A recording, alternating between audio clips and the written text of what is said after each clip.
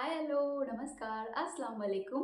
तो एक बार फिर से आप सभी प्यारे दोस्तों का चैनल पर बहुत बहुत वेलकम है। और कैसे हैं आप सभी लोग? उम्मीद करती हूँ कि आप सभी लोग अच्छे होंगे और आपकी फैमिली में सभी लोग बहुत ही अच्छे होंगे।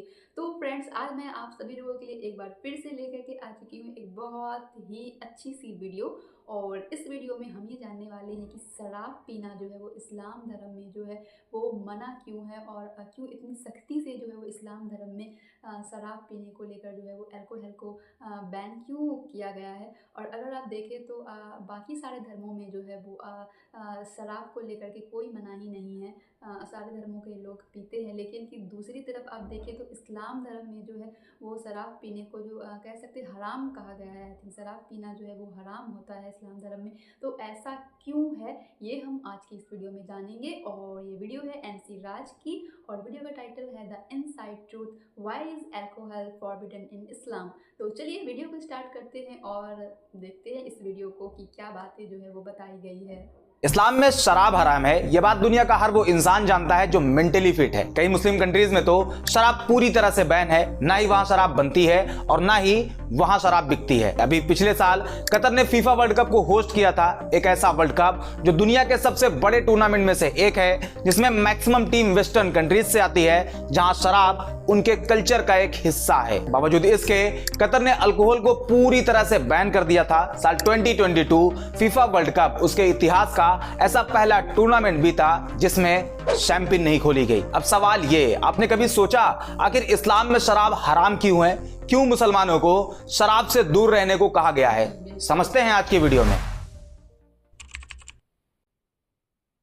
पहले समझते हैं कि इस्लाम में शराब का इतिहास क्या है। 7th सेंचुरी में जब प्रॉफिट ऑफ इस्लाम ने अपनी नबूवत के बारे में लोगों को बताया कि वो अल्लाह के नबी हैं और अल्लाह का पैगाम लोगों तक पहुंचाने के लिए उन्हें भेजा गया है, उस टाइम अरब में बहुत सी बुराइयां हुआ करती थी। लड़कियों को जिंदा जमीन में दबा दिया जाता था, औरतें बाजारों में बिका करती थी, जो लोग अमीर होते थे उनका बिहेव गरीबों के साथ जानवरों जैसा हुआ करता था। ऐसी बहुत सी बुराइयां थी जिसे करने में अरब प्राउड फील करते थे, जिसमें एक बुराई थी शराब, जिसे अरबी में खम्र कहा जाता है और इसका प्लूरल होता है खुमूर। उस टाइम अरब में शराब लोगों की जिंदगी का हिस्सा हुआ करती थी। सुबह पीने के लिए अलग शराब, रात में पीने के लिए अलग शराब, मेहमानों के लिए अलग शराब, मतलब शराब की बहुत सी कैटेगरी भी हुआ करती थी। प्रॉफिट ऑफ इस्लाम अल्लाह के पैगाम को लोगों तक पहुंचाना शुरू करते हैं और धीरे धीरे लोग इस्लाम की तरफ आते हैं, मुसलमान होने लगते हैं। लोग मुसलमान तो हो जाते हैं लेकिन शराब भी पीते, क्योंकि अब तक शराब के हराम होने की कोई बात उन्हें नहीं बताई गई थी, क्योंकि शराब उनके लिए उनकी जिंदगी का एक हिस्सा थी। लेकिन इसी बीच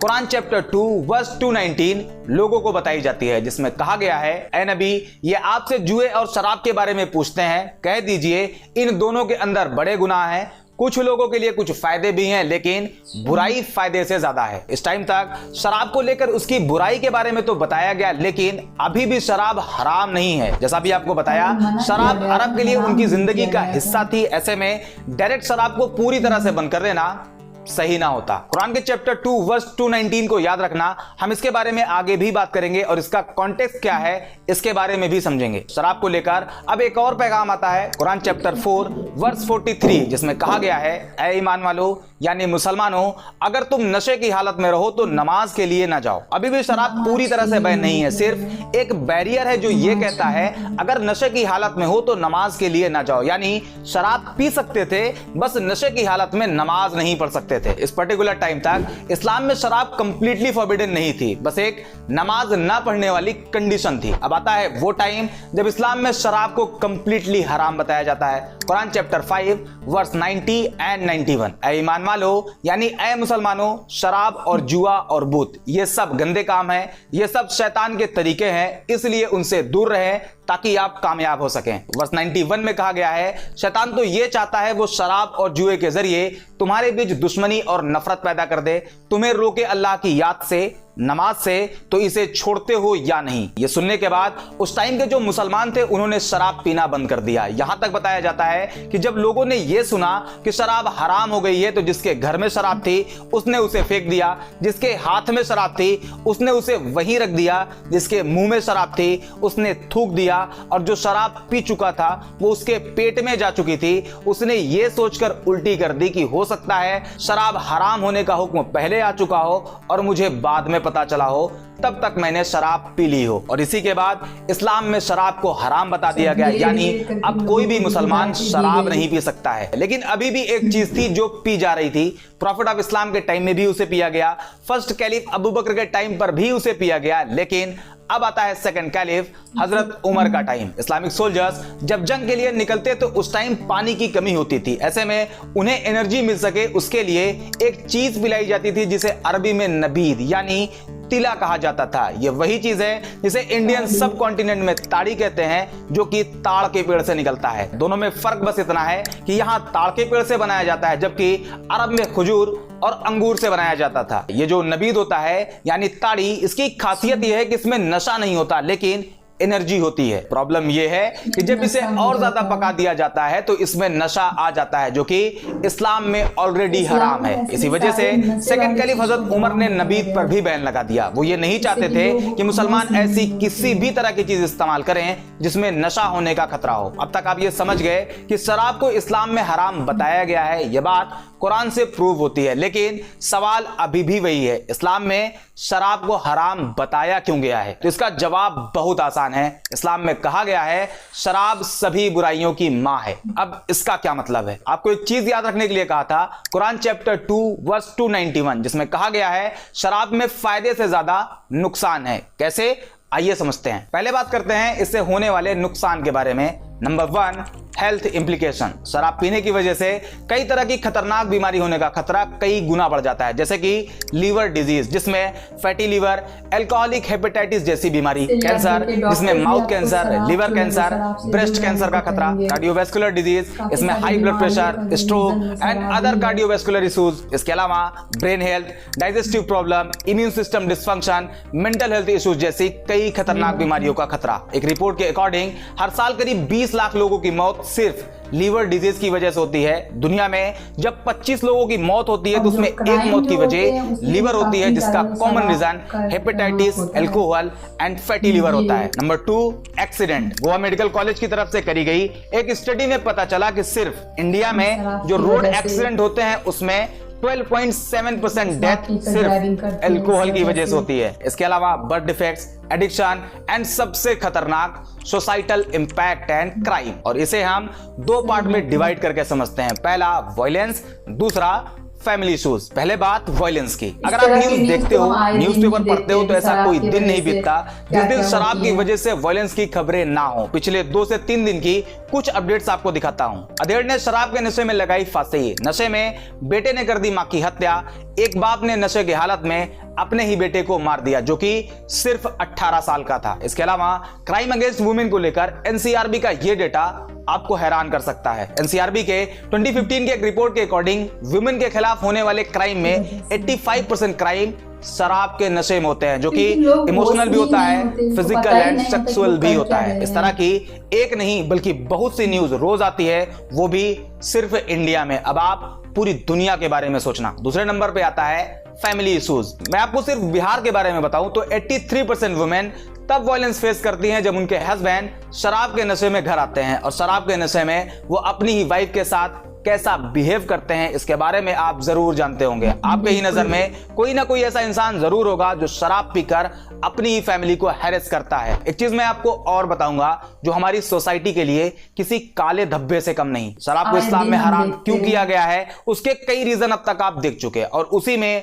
एक रीजन और है जो आपको जानना चाहिए। एक 24 साल का लड़का जो सुबह सुबह शराब पीता है, उसके फादर घर में नहीं होते, शराब के नशे में उसे कुछ समझ नहीं आता और अपनी ही मां का रेप करता है। गाजियाबाद में शराब से एडिक्ट एक नौजवान लड़का दिवाली की रात अपनी ही मां के गले पर ब्लेड रख देता है और धमकी देता है कि अगर उसने खुद को उसके आगे सरेंडर नहीं किया तो वो उसे मार देगा, एंड वो भी अपनी ही मां का रेप करता है। इस तरह के 1-2 केसेस नहीं है, अगर आप गूगल करके देखते हो तो कई हजार केस आपको मिल जाएंगे जहां शराब के नशे में लोग अपनी ही मदर, सिस्टर, यहां तक कि ग्रैंड मदर को सेक्सुअली हैरेस किया हुआ है। उन्हें यह समझ नहीं आता कि वो कर क्या रहे हैं, जो वो कर रहे हैं वो बिल्कुल भी सही नहीं, लेकिन शराब उनके सोचने समझने की पावर को निल कर देती है। एक अच्छे खासे इंसान को दरिंदे जानवर में बदल देती है। ये कुछ रीजन है जो कि शराब की बुराइयों में आते हैं। कुरान के चैप्टर 2 वर्स 219 में यह भी कहा गया है कि शराब कुछ लोगों के लिए फायदेमंद है। तो इसका क्या मतलब है वो भी देख लें। शराब को लेकर अब तक बहुत से रिसर्च किए जा चुके हैं, जिसमें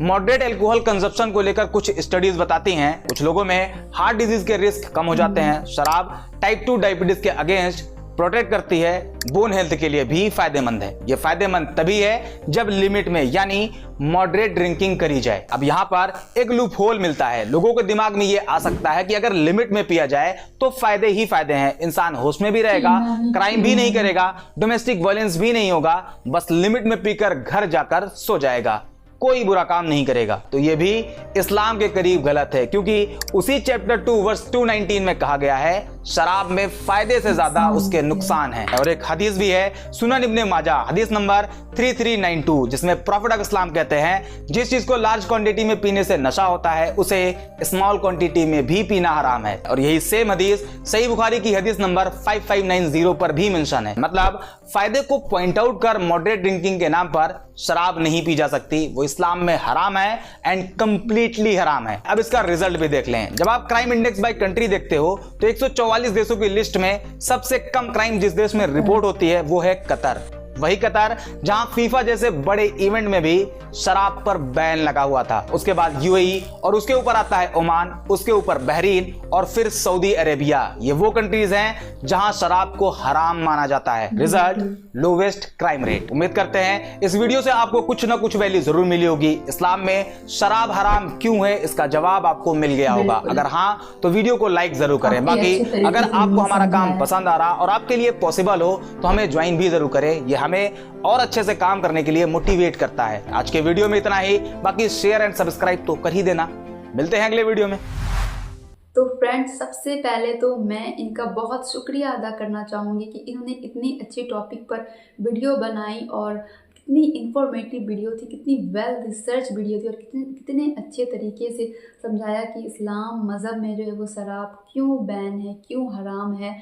और फ्रेंड्स देखिए इन्होंने जितने भी रीज़न बताए वो बिल्कुल सही बताए। जैसे कि हम आए दिन देखते ही है न्यूज़पेपर में या फिर सोशल मीडिया में कि शराब की वजह से जो कितने ज़्यादा क्राइम रेट बढ़ चुके हैं। जैसे कि आप डोमेस्टिक वायलेंस ले लीजिए या फिर एक्सीडेंट्स जो होते हैं उसमें या फिर जैसे जो घटिया चीज़ें होती है तो इन सब में जो है आप देखेंगे, आप पढ़ेंगे कि जो है वो शराब एक बहुत बड़ा रीज़न होता है।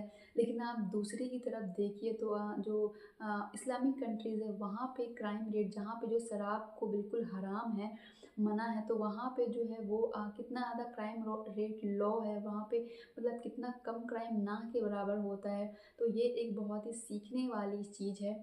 और फ्रेंड्स जैसे कि आप अगर एक चीज़ देखेंगे जो इस्लाम मज़हब की एक बहुत ही खूबसूरत चीज़ है कि जिस चीज़ से इंसान के हेल्थ को जो नुकसान पहुंचता है, जो बॉडी को जो है वो मतलब कि नुकसान पहुंचता है, वो सारी चीज़ें जो है वो मना करी गई है। और उन सब चीज़ों में से एक बहुत इम्पॉर्टेंट चीज़ जो है वो अल्कोहल है, शराब है, जिसे मना किया गया है। तो ये बहुत मतलब कि अच्छी चीज़ है इस मज़हब में कि इस चीज़ को मना किया गया है। और बिल्कुल शराब एक बहुत ही मतलब कि गंदी चीज़ है। ये क्या करती है कि इंसान की सोचने समझने की जो शक्ति है उस चीज़ को ख़त्म कर देती है। और आप कभी देखेंगे कि लोग नशे में होते हैं तो उनको पता ही नहीं होता कि वो क्या बोल रहे हैं, क्या कर रहे हैं, वो बिल्कुल ब्लैंक हो जाते हैं। तो जो आज इस रीज़न को बहुत ही डीपली जैसे कि उन्होंने अपनी वीडियो में बताया, तो इस चीज़ को जान कर के बहुत मतलब अच्छा लगा कि क्या मतलब कि जो शराब के नुकसान हैं और एक मतलब कि मॉडरेट लेवल पर जो है वो ठीक है। अगर आपको डॉक्टर कहते हैं अगर आपकी हेल्थ के लिए वैसा कुछ है तो ठीक है, नहीं तो बिल्कुल नहीं पीना चाहिए। और फ़ायदे से ज़्यादा जो है वो इसके नुकसान हैं। तो फ्रेंड्स, बहुत अच्छी वीडियो थी, बहुत इन्फॉर्मेटिव वीडियो थी और मतलब कि बहुत अच्छी चीज़ जो है वो जानने को मिली। तो नॉलेजेबल वीडियो थी। तो और वैसे भी इनकी वीडियोस जो होती हैं वो अच्छी ही होती हैं। तो फ्रेंड्स, फ़िलहाल अब इस वीडियो में इतना ही। आपको ये वीडियो कैसी लगी और इस वीडियो को मेरा रिएक्शन कैसा लगा कमेंट में ज़रूर बताएं। तो मिलते हैं जल्दी एक और अच्छे से वीडियो में। अपना बहुत ख्याल रखिए, अपने फैमिली का बहुत ख्याल रखिए। अल्लाह हाफिज़।